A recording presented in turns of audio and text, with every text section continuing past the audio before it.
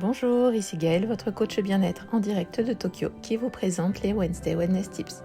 Parce que les gens me demandent souvent des astuces rapides pour se sentir bien, j'ai décidé de les partager avec vous chaque semaine. Dans un monde de plus en plus bruyant, rapide et connecté, pourquoi ressentons-nous autant de stress, de confusion ou même parfois de vide? Et si la solution n'était pas plus de connexion, mais un peu plus de solitude? Aujourd'hui, on va explorer comment apprendre à apprécier sa propre compagnie, même pour quelques minutes par jour, peut transformer votre bien-être mental, émotionnel et personnel. Ayant moi-même l'habitude de me lever 2 heures avant tout le reste de la famille pour profiter du temps seul, je peux vous dire que c'est un conseil qui est très important pour moi. Commençons par une chose essentielle, la différence entre la solitude choisie et la solitude subie. La solitude subie, c'est le manque de connexion, c'est le vide qu'on ressent quand on voudrait être entouré mais qu'on ne l'est pas. La solitude choisie, elle est intentionnelle, c'est décider d'être seul, non pas pour fuir les autres, mais pour se retrouver soi-même. Voici une façon simple de les distinguer. La solitude subie vous épuise, la solitude choisie vous ressource. Dans ces moments-là, plus besoin de faire semblant, plus besoin de plaire, vous êtes juste vous, en toute liberté. Beaucoup évitent la solitude parce qu'ils redoutent le silence. Mais le vrai silence, c'est là où l'on commence à entendre ce qui compte vraiment. Alors que se passe-t-il lorsqu'on commence à vraiment apprécier la solitude ? Tout d'abord, on retrouve de la clarté mentale.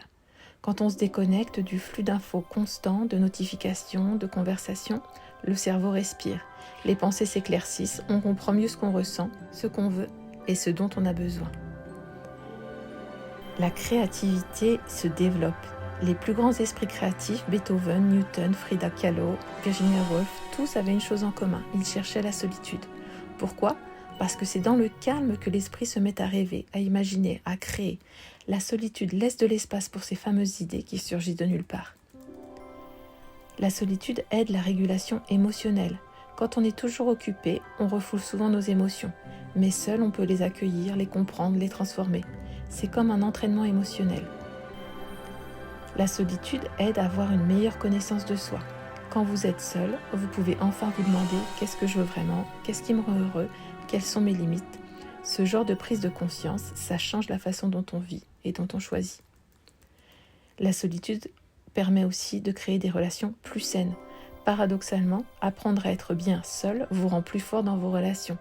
Vous n'attendez plus que les autres vous complètent, vous êtes déjà complet. Vous partagez par envie, pas par besoin.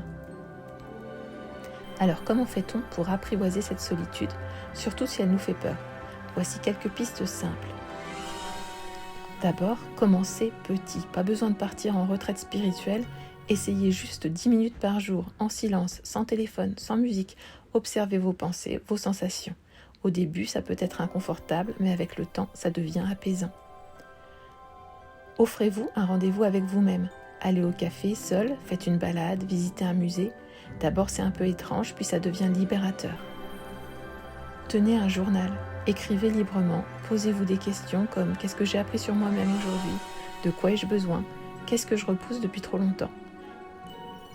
Pratiquez des activités calmes. La lecture, le dessin, le jardinage, un puzzle. Ces moments de concentration douce sont idéaux pour se reconnecter à soi.